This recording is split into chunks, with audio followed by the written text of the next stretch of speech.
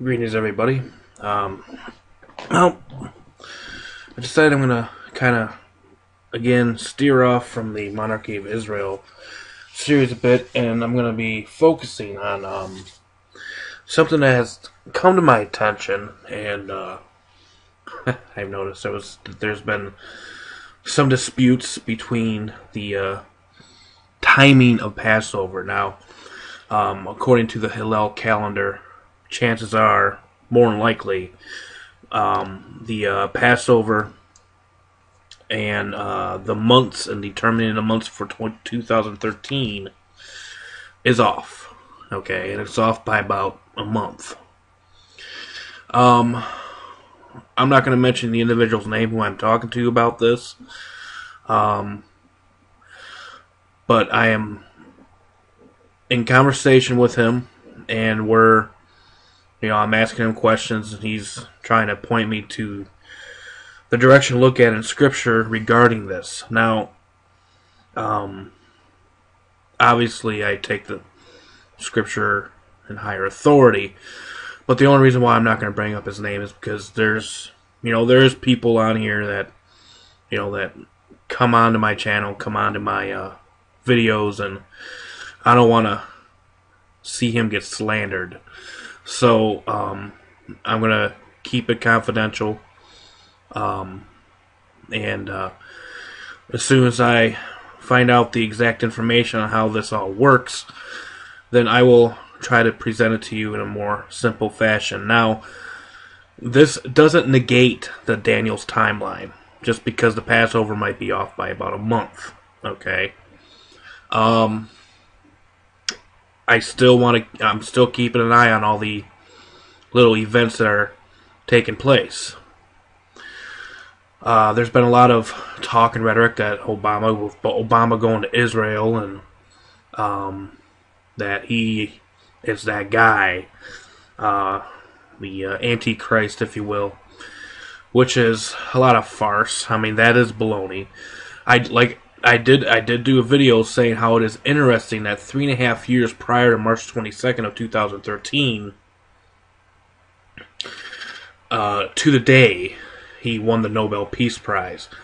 That's not saying that he's the guy. Okay? I kind of pointed at Daniel 11, talking about the king coming in with flatteries and these types of things. And I said that that's kind of interesting how that ties in with these peace awards that he's winning 3.5 years apart from each other. But I'm not saying that he is the guy, okay? Number one, there's a lot of people that don't like him, that don't revere him. And then when Antichrist comes on the scene, he's gonna be loved by the whole world. I mean, the whole world is deceived. And if you're not following in the ways of Jesus Christ or Yeshua, then you will go along with him. But there's a lot of non-believers that don't like Obama. Alright? So, that right there to me already disqualifies him as such. But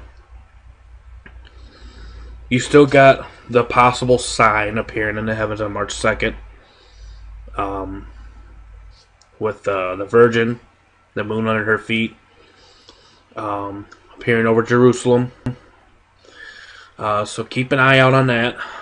Have to see if anything happens. You got the March 22nd date. Keep an eye on that. And you got the Pope resigning. How is that going to factor in? Who knows? But as far as the calendar and the biblical calendar and the Hillel calendar not only is it more than likely a month off, including the Passover, but in reality, that calendar is about 240 years off. Okay. So, what I'm trying to say is that I'm working on this. And when I get done with it, I'm going to present it to you guys, and we'll go on from there. Now, I caught this too, actually, this was brought to my attention that I always thought the Passover was the second month. Second month, hey, second month, alright. Well, I was shown, and I was mistaken, so, and I found it, so let's go ahead and take a look at it real quick. We have, Deuteronomy 16:1, observe the month of Abib, and keep the Passover unto the Lord thy God, for in the month of Abib the Lord thy God brought thee forth out of Egypt by night. Thou shalt therefore sacrifice the Passover unto the Lord thy God, or the flock and the herd, of the flock and the herd, in the place which the Lord shall choose to place his name there. Thou shalt eat no leavened bread with it. 7 days shalt thou eat unleavened bread therewith, even the bread of affliction.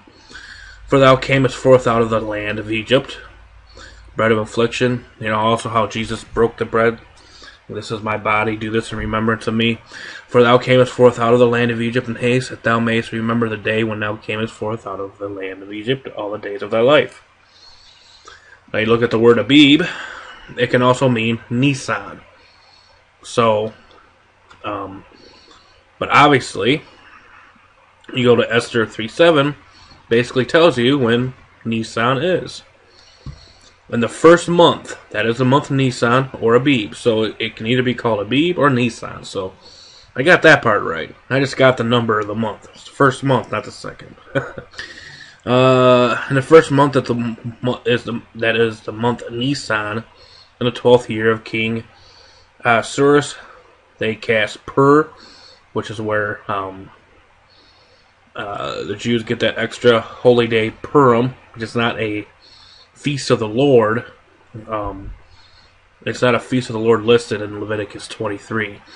That is a lot before Haman from day to day and from month to month. The 12th month, that is the month Adar. So, the month Adar is supposedly the one that we're in now. Still. Okay. We haven't crossed over to Nisan, possibly. We won't until probably the second... I'm going to guess maybe the second week of... the second or third week of March, which would basically put the Passover in April. So again, I'm working on that. I'm consulting with an individual. He's trying to help me out there. And when I get done studying that out, because I want to make sure I have this done and I want to do it right, I will present it to you so there's no confusion. And to those that observe the feast, that want to try to do it the best way they can and observe it correctly, hopefully that will help you. But again, you got to watch out for that calendar that is widely used. I mean, you type in Passover, you get March 25th. Shows right up on Google. And that more likely is the wrong day. More likely it's about a month off. So, with that said, just bear with me. This might take a couple of days. I'll try to get that done and up on video. So, until next time, guys, truth be told, truth be known, stay safe, God bless, and we will see you next time. Bye-bye.